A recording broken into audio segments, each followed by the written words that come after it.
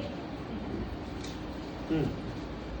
वहाँ एक स्त्री थी जिसे 18 वर्ष से दुर्बल करने वाली आत्मा लगी थी। हाँ, यहाँ पर एक स्त्री है ना, जो बुजुर्ग जो महिला है, जो कलीसिया में जाती है और वो 18 साल से दुर्बल करने वाली आत्मा से जकड़ी हुई थी और वह कुबड़ी हो गई थी। वो कुबड़ी हो गई थी और किसी रीति से सीधी नहीं हो सकती थी। वो किसी रीति से सीधी नहीं हो सकती।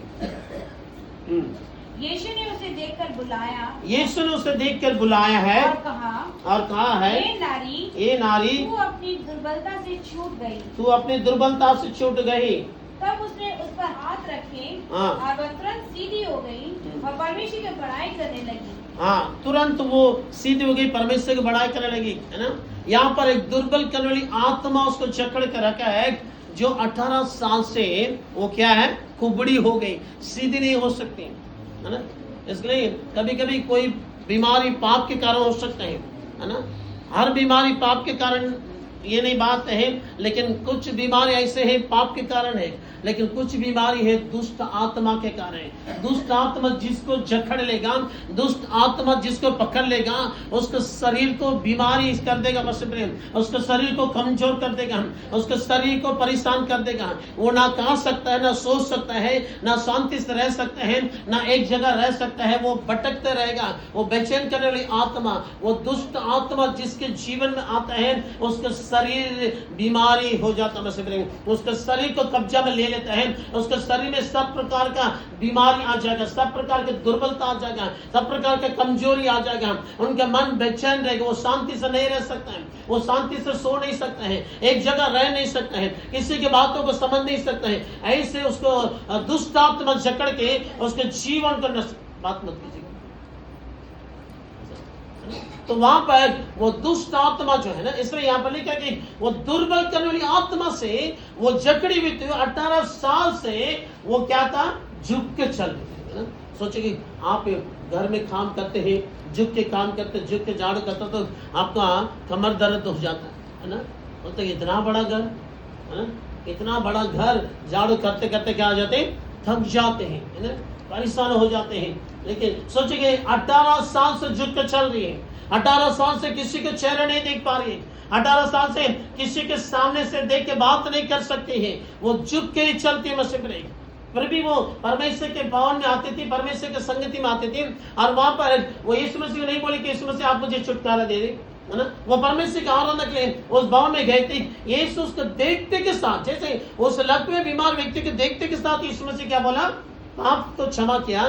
तो वैसे इस स्त्री को देखते के साथ यीशु मसीह उसे क्या किया, अपने पास बुलाया और उसने कहा कि तुम उस दुर्बल करने वाली आत्मा से क्या हो गई, आजाद हो गई। जैसे उसके ऊपर हाथ रखा, वो तुरंत 18 साल से सीधी नहीं हो सकती, और तुरंत वो क्या हो गई, चंगी हो गई, सीधी हो गई। सीधी हो गई, यीशु को देखी मसीह में पड़ी।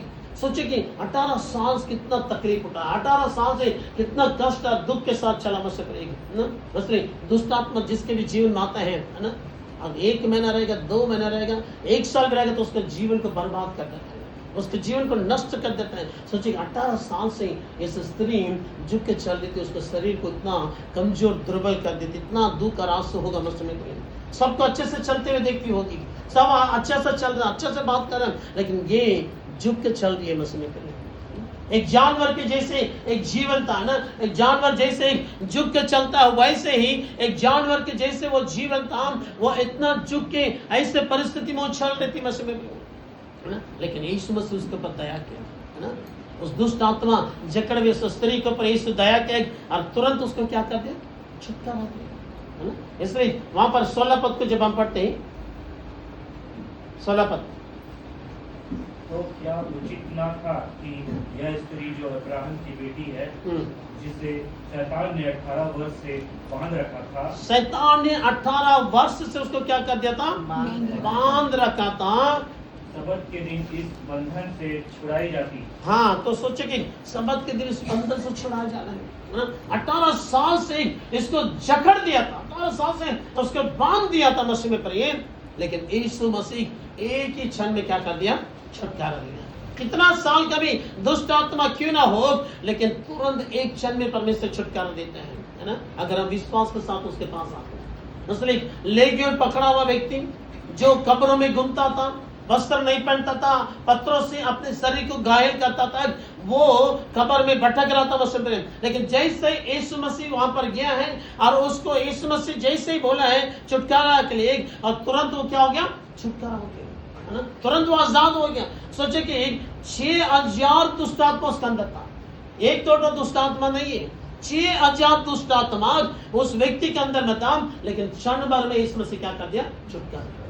या 18 साल से इस स्त्री को दुर्बल करने वाली आत्मा जकड़ के रखा है, लेकिन क्षण भर में यीशु मसीह क्या कर दिया? छुटकारा दे दिया। इसलिए वो यीशु के पास जब हम विश्वास के साथ आते हैं तो वो यीशु हमें छुटकारा देते हैं। इसलिए पाप के कारण भी हमारे जीवन में बीमारी होता है, जब हम पाप को हम मान के छोड़ देंगे वो हमें चंगाई देगा।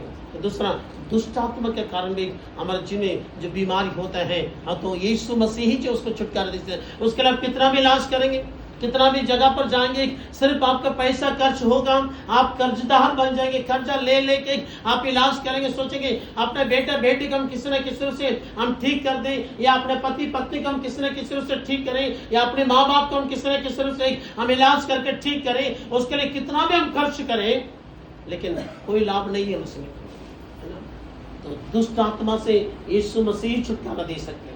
दुष्ट आत्मा के बंधन से यीशु मसीह हमें आजाद कर सकता है, तब हम चंगा हो सकते हैं मसीह में प्रिय। नहीं तो आप कितना भी इलाज कराएंगे, आप ऐसे दुष्ट आत्मा जकड़ा हुआ आदमी को आप हॉस्पिटल ले जाएंगे, वहां कितना भी ब्लड टेस्ट करेगा, कितना भी एक्सरे करेगा, आपको अल्ट्रासाउंड करेगा, जितना भी टेस्ट होगा उसमें कुछ भी नहीं निकलेगा, सब कुछ यहाँ आएगा नॉर्मल आएगा, है ना? आपके शरीर में वो बीमारी नहीं है, दुष्ट आत्मा आपको जकड़ने के कारण आपका शरीर ऐसे हुआ है। इसलिए वहां आप कितना भी इलाज करने से, टेस्ट करने से कुछ भी नहीं हो सकता है। वो केवल यीशु के पास आने से ही आपको छुटकारा हो सकते हैं। इसलिए यीशु मसीह जो है वो अधिकार मसीह प्रिय, वो हमें छुटकारा देने का है ना? वो सामर्थ्य यीशु के पास में। इसलिए हम जब यीशु के पास आते हैं, विश्वास के साथ जब हम आएंगे, तो हमारे जीवन के सारे बंधन से आजाद करेगा, वो हमें चंगाई देगा मसीह प्रिय, है ना? इसलिए लूका की पुस्तक में वहां पर 17 अध्याय में जब हम पढ़ते हैं, लूका 17 अध्याय, लूका 17 अध्याय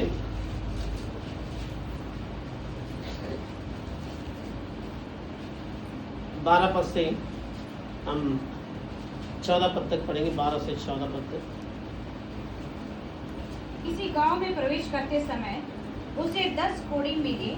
उन्होंने दूर खड़े होकर ऊंचे शब्द से कहा, हे यीशु, हे स्वामी, हम पर दया कर। उसने उन्हें देखकर कहा, जाओ और अपने आप को याजकों को दिखाओ। और जाते ही जाते वे सिद्ध हो गए। तब उनमें से एक ये देखकर कि मैं चंगा हो गया हूँ, ऊंचे शब्द से परमेश्वर की बड़ाई करता हुआ लौटा और यीशु के पांव पर मुंह के बल गिरकर उसका धन्यवाद करने लगा, और वह सामरी था। इस पर यीशु ने कहा, क्या 10 अशुद्ध न हुए, तो फिर वे 9 कहाँ हैं? हाँ, तो यहाँ पर देखते कि यीशु मसीह गांव में प्रवेश करने समय 10 कोढ़ व्यक्ति थे। उस जमाने में कोढ़ बीमार व्यक्ति ही गांव के अंदर नहीं जा सकता, शहर के अंदर नहीं जा सकता।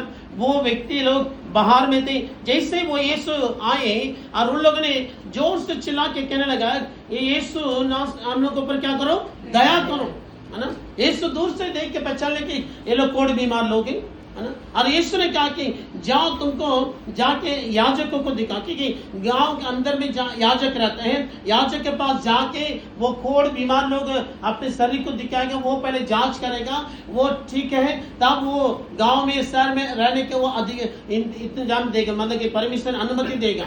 अगर वो याजक के पास नहीं जाएगा, जब तक याजक वो जांच नहीं करेगा, आप गांव के अंदर नहीं जा सकते। लेकिन यीशु मसीह बोल रहे कि तुम जाओ, याजकों को दिखा। इसका मतलब कि याजक के पास जाना, कब जाना है? याजक के पास ठीक होने के बाद जाना है। कोढ़ बीमारी जब तक ठीक नहीं होगा, याजक के पास आप नहीं जा सकते। लेकिन यीशु बोल रहा कि तुम जाओ, अपने आप को याजकों को दिखा। इसका मतलब कि तुम जाएगा तो तुम क्या हो जाएगा? ठीक हो जाएगा, चंगा हो जाएगा। यीशु के कहने का वही मतलब था। इसलिए वो लोग ने ये नहीं बोला कि यीशु मसीह पहले आप हमको ठीक कीजिए, तब जाकर हम याजकों को क्या करेंगे? दिखाएंगे। नहीं, वो यीशु के उस शब्दों को विश्वास किया, यीशु के उन बातों को, उस वचन को विश्वास किया। यीशु बोल रहा कि तुम जाओ, याजकों को दिखा, और तूने विश्वास के साथ उसने किया। और लिखा कि जाते ही जाते वहां पर क्या हो गया? शुद्ध हो गया ना। आप देखिए आप पढ़िए उसका 14 पद पढ़िए हिंदी में। उसने उन्हें देखकर कहा, हाँ, ये सुन लोगों से कहा, जाओ और अपने आप को याजकों को दिखाओ, जाओ अपने आप को याजकों को दिखाओ। और जाते ही जाते मसीह में प्रिय, वो जाते ही जाते वो शुद्ध हो गया। इसलिए परमेश्वर के वचन को आप जब मानते हैं, आप एक कदम उसके वचन के अनुसार जब चलने लगते हैं, तो परमेश्वर वहां पर अद्भुत काम करता है। नहीं तो आप जहां वहीं रुके रहेंगे, बोलेंगे नहीं, जब तक हम ठीक नहीं होगा हम कैसे जाएंगे, है ना, जब तक हम अच्छा नहीं होगा तब तक हम अंदर कैसे जाएंगे। वैसे उन लोगों ने नहीं बोला, उन्होंने यीशु ने बोला है, इस वचन का विश्वास करके वो जाते के साथ उसने क्या हो गया, चंगा हो गया। यदि वो चंगा नहीं होता, अंदर गुस्से के साथ पत्थरवा करके उसको मार डालता है ना, उसमें कोई भी कोई व्यक्ति गांव के अंदर नहीं जा सकता, पत्थर से लोग मार देंगे, है ना। लेकिन वो जाते ही जाते शुद्ध हो गया, क्योंकि यीशु जानता है ये लोग जाते जाते क्या हो जाएगा, शुद्ध हो, क्योंकि यीशु मसीह वहां पर भी उसको क्या कर सकता था, चंगा कर सकता था। यीशु मसीह बोलता है वहीं पर तुम चंगा हो जाता, क्या हो जाता, चंगा हो जाता है। लेकिन अंदर जाने के लिए क्यों बोला यीशु मसीह, क्योंकि उनके विश्वास को परमेश्वर देखना चाहता मसीह। दूसरे, आप यीशु के जीवन में जो भी सेवकाई किया था, आप उसको आप देखेंगे, उसमें क्या है, वो हमेशा हर लोगों के जीवन में अलग अलग तरीके से क्या क्या चंगाई किया, सबके एक समान एक जैसे नहीं हुआ। इसलिए आप जब भी मत सोचिए कि उनके जैसे हुआ वैसे मेरे जीवन में भी होगा, है ना, उसके जैसे हुआ वैसे मेरे जीवन में भी, इससे नहीं। इसलिए ये कोड लोगों को इसमें से वहीं पर शुद्ध नहीं किया, लेकिन कहता कि तुम जाओ याजकों को दिखाने के लिए। क्यों? उसके विश्वास को परमेश्वर देखना चाहते हैं, हम कितना विश्वास करते हैं। इसलिए कभी कभी परमेश्वर तुरंत चंगा कर देगा, लेकिन कभी कभी हम उस वचन में चलते चलते हमारे जीवन में क्या होगा, चंगा होगा। चलते चलते मतलब कि ये यहाँ से घर जाते जाते नहीं, हम परमेश्वर के वचन में चलते चलते हमारे जीवन में अचानक क्या हो जाएगा, चंगा आ जाएगा, अचानक एक अद्भुत कार्य होने लगेगा। वो हमारे विश्वास को परखना चाहता है। इसलिए हम परमेश्वर के उस वचन को हमें मानना है, उस वचन में चलने से ही परमेश्वर की वो आशीष हम लोग के जीवन में आएगा, मसीह में प्रिय है ना। इसलिए हम देखते भजन संहिता की पुस्तक में से 41:41 भजन संहिता 41:3,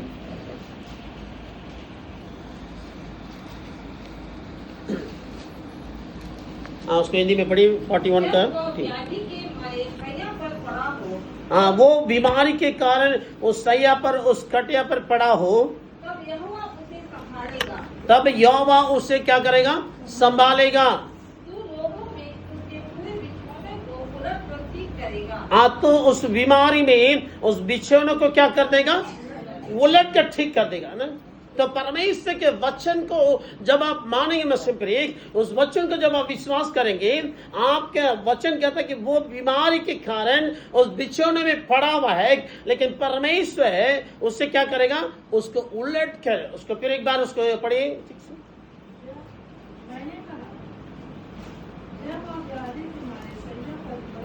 वो बीमारी के कारण उस खटिया पर जो पड़ा हो, तब यहोवा उसे संभालेगा। केवल संभाल के ये नहीं बोलेगा हाँ तुम जिंदगी भर क्या करो, बीमारी में ऐसे पड़ा रहो, नहीं, वो संभालेगा। और क्या लिखा है, उस रोग में पूरे उस बिछौने को क्या उलट कर ठीक करेगा। हालेलुया।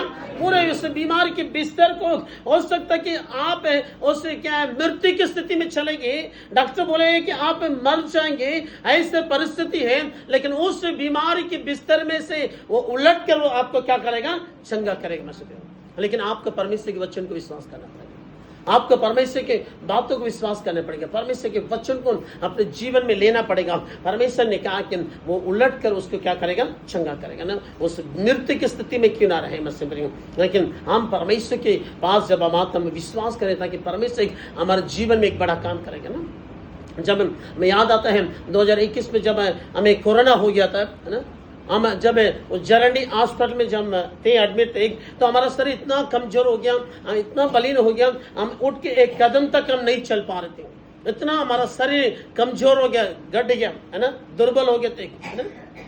सिस्टर भी वो दूसरा वार्ड में उधर थी, है ना, उस समय में कोरोना में, है ना। तो उस समय में हम जब उस कोरोना की बीमारी में, है ना, उस बिछौने में पड़े हुए थे, ऐसे इतना शरीर हमारा कमजोर हो गया, बलीन हो गया, और मेरे अगल बगल के लोग 6 लोग मर गए, 6 लोग हैं, एक के बाद एक मरते जा रहे हैं, है ना। हम सभी जो अच्छा था, जो चल फिर रहा था, अच्छे से खाना पीना खा रहा था, वो व्यक्ति अचानक एक सुबह में देख रहे कि वो मर गया, है ना। उसके जवान बच्चे लोग हैं, है ना, जवान बच्चे लोग आके रो रहे। वो लोग बात कर रहे थे कि कल सुबह आपको रांची ले जाएंगे, है ना, वहां पर इलाज करेंगे, वो ठीक हो जाएंगे, है ना। लेकिन इतना अच्छा रहने वाला आदमी एक सुबह देख रहे को मर गया, है ना। उसके जवान बच्चे लोग आके रो रहे हैं, है ना। और एक जवान लड़की आई और अचानक वो मर गई, हमारे आंख के सामने वो मर गई। इस तरह 6 जन हमारे अगल बगल के लोग एक मर गए मसीह में प्रिय, है ना। हम भी उसी बीमारी के बिस्तर में पड़े हैं, हम भी उस मृत्यु की स्थिति में आ गए, जो हमारा साथ भी वो सारे सिम्टम्स आ गया जो लोग को मरने के पहले होता था। वो सारे सिम्टम्स हमें भी दिखा दे रहे हैं कि अब मेरा भी स्थिति है।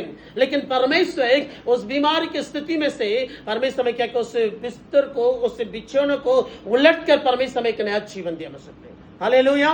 तो परमेश्वर में जीवन दिया कि हम अपने मन में परमेश्वर के उस वचन को स्मरण कर रहे थे, परमेश्वर की प्रतिज्ञा को स्मरण कर रहे थे, परमेश्वर उनकी बातों को स्मरण कर रहे थे। परमेश्वर ने कैसे वचन को दिया, कैसे कैसे प्रतिज्ञा किया, वादा किया, परमेश्वर सारी बातें आप पूरा करना है, परमेश्वर सारी बातें आपको पूरा करने के लिए हमें जीवित रखना है। हम जीवित रहेंगे, परमेश्वर सारे काम को पूरा होना है ना। तो परमेश्वर के उस वचनों को हमने विश्वास किया, उस बातों को हमने अंगीकार किया, इसलिए परमेश्वर ने क्या किया, उस बिछौने को उलट कर वो परमेश्वर जीवित रहकर आज आपके सामने खड़ा किया, है ना। क्योंकि परमेश्वर जो जीवन देने वाला परमेश्वर है, परमेश्वर हमें छुटकारा, इसलिए हमें उस बीमार के बिस्तर में से वो क्या करता है, छुटकारा देते हैं, है ना। हमारे उस बीमारी से वो छुड़ाने वाला परमेश्वर है। इसलिए आपका स्थिति कैसे भी क्यों ना हो, आपका मृत्यु के जैसे भी क्यों ना चले जाए, लेकिन आप परमेश्वर के वचन को विश्वास करें, उस पर विश्वास करें, ताकि आप उस बीमार के बिछौने को क्या करेगा, उलट पलट कर देगा ना, उसको उलट देगा, पलट देगा, है ना। वो बीमार के बिस्तर हट जाएगा, आपको एक नया जीवन देगा।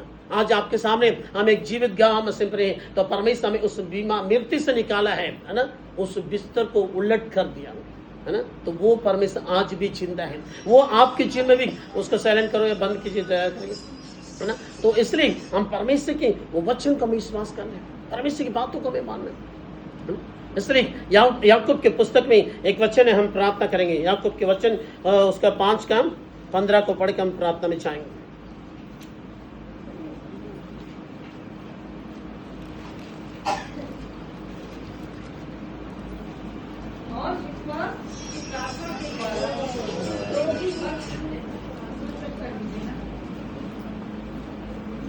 और विश्वास की प्रार्थना के द्वारा रोगी बच जाएगा। हाँ, विश्वास की प्रार्थना के द्वारा रोगी बच जाएगा, और प्रभु उसको उठाकर खड़ा करेगा। और प्रभु उसको उठाकर खड़ा करेगा। और यदि उसने पाप भी किए हो तो उनकी भी क्षमा हो जाएगी। हाँ, परमेश्वर क्षमा करेगा, लेकिन विश्वास की प्रार्थना रोग के चंगा कर देगा, है ना। इसलिए हम जब विश्वास के साथ अपने प्रिय लोगों के लिए प्रार्थना करेंगे मसीह में प्रिय, हमारी वो विश्वास की प्रार्थना हमारे प्रियजन के जीवन में चंगाई को लेकर आएगा। वो कैसे भी बीमारी क्यों ना रहे, लेकिन यीशु मसीह चंगा करेगा मसीह प्रिय। यीशु के लिए कोई भी काम कठिन नहीं है ना। मनुष्य के लिए कठिन है, लेकिन परमेश्वर के लिए कोई काम कठिन नहीं है, लेकिन हमें विश्वास के साथ प्रार्थना करना होगा, है ना। वो विश्वास कहाँ से आना है, मन से आना पड़ेगा, है ना। हृदय से वो विश्वास आना है, तब वो एक अद्भुत कार्य को देखेगा। एक गवाही हम सुन रहे थे, है ना। एक बेटी जो काम करने के लिए बाहर में थी, है ना, वो वहां पर वो काम में थी, व्यस्त थी, और अचानक उसकी माँ का एक फोन आता है ना, पापा का बहुत तबीयत खराब हो गया। अचानक उसका हार्ट अटैक हुआ है, और अगल बगल वाले लोग उसको एम्बुलेंस में हॉस्पिटल ले जाके आईसीयू में एडमिट कर दिया है। डॉक्टर बोल रहा है कि ऑपरेशन करना पड़ेगा। इसका हृदय में बड़ा तकलीफ है ना, हृदय में कुछ बीमार रोग है ना, जब तक ऑपरेशन नहीं होगा ये श्वास नहीं ले सकते हैं। ऐसे डॉक्टर ने कह दिया कुछ भी हो सकता है, इसलिए तुम जल्दी से आ जाओ, है ना। तो वो सोच पड़े, वो दूर में है ना, वो उसके माँ पापा दूसरे जगह में बहुत लंबा सफर करना पड़ेगा, है ना। उस समय वहाँ कोई सुविधा नहीं है कि वो वहाँ पर सफर करके वो आ सकें। लेकिन वहां पर जब काम करता है, वहां पर एक अंकल ने उसको बताया कि तुम यीशु मसीह से प्रार्थना करो, विश्वास के साथ प्रार्थना करो, ताकि विश्वास की प्रार्थना रोग को चंगा करेगा। यदि तुम इस जगह से विश्वास तुम अपने पिता के लिए प्रार्थना करेगा, यीशु मसीह तुम्हारे पिता के जीवन में एक बड़ा काम करेगा। है ना, उसको बात को बताया, तो वहीं पर वो आंसू के साथ यीशु से प्रार्थना करते हैं, यीशु मसीह मेरे पापा के ऊपर दया कीजिए, मेरे पापा को एक नया जीवन दीजिए, है ना, वो चंगा दिया। हम तो वहां में सफर करने के लिए कोई सुविधा नहीं है, हम जाने से भी कुछ नहीं कर सकते, लेकिन यीशु मसीह आप मेरे पिता को स्पर्श कीजिए, आप मेरे पिता को चंगा दीजिए करके उसने विश्वास के साथ उसने प्रार्थना किया मसीह प्रेम, है ना। और 1 घंटा के बाद फिर उसकी माँ का फोन आता है ना, वो कहता कि ऑपरेशन हो गया, वो कुछ बोले कि नहीं ऑपरेशन नहीं हुआ। बोला क्या हुआ? डॉक्टर ने ऑपरेशन के पहले फिर एक बार पापा के हाथ को जब चेकअप किया, उन लोगों ने आके बोला कि आपके पति को ऑपरेशन करने की जरूरत नहीं है ना। बोला क्या हो गया? बोले कि एक चमत्कार हुआ, हम लोग को भी पता नहीं है, पहले जब आए तो टेस्ट सब हुआ था, है ना, आपको आप पति का ऑपरेशन करना जरूरी था, लेकिन अब तो एक दूसरा टेस्ट जब हुआ है उसमें सब कुछ नॉर्मल हो गया। बोलते कि आपका पति का हृदय एक बच्चा के हृदय जैसे हो गया, एकदम छोटा बच्चा जैसे हृदय अच्छा से आपका पति हृदय काम कर रहा है, इसलिए कोई तकलीफ नहीं है ना। वो सोचे कितना बड़ा आश्चर्य कर्म हो गया वहां पर, क्योंकि विश्वास की प्रार्थना जो है रोगी को चंगा करते। इसलिए जैसे भी परिस्थिति हो, लेकिन हमारे अंदर वो विश्वास आना चाहिए मसीह प्रेम, है ना। हम अगर अविश्वास के साथ प्रार्थना करेंगे वो परमेश्वर नहीं सुनता है ना। हृदय में विश्वास करना पड़ेगा, विश्वास के साथ उसको पुकारना पड़ेगा, तो वो यीशु मसीह क्या करेगा? चंगा करेगा मसीह प्रेम। इसलिए यीशु मसीह आपके लिए हमारे लिए कोड़े का है, यीशु मसीह आपके लिए हमारे लिए दुख उठाए हैं और शांति के लिए, है ना, वो ताड़ना पड़ा मसीह प्रेम, वो हमारे लिए आपके लिए है, वो खोड़े का है, इतना सब कुछ उसने सह लिया है ताकि आप पर हम क्या हो जाए? चंगा हो जाए, आप पर हम आशीष हो जाए। इसलिए हम प्रार्थना में चलेंगे, है ना, अपनी आंखों को बंद करेंगे। यदि आप खड़ा हो